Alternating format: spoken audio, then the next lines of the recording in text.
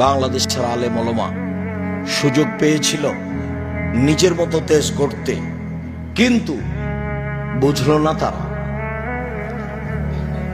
নিজ নিজ স্বার্থে নেমে গেল।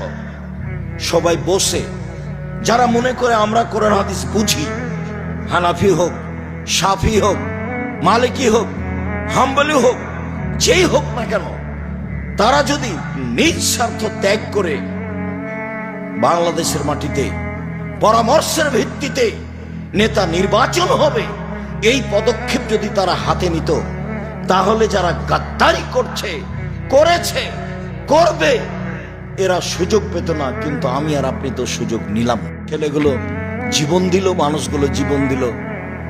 পানি লাগবে, পানি লাগবে, পানি লাগবে,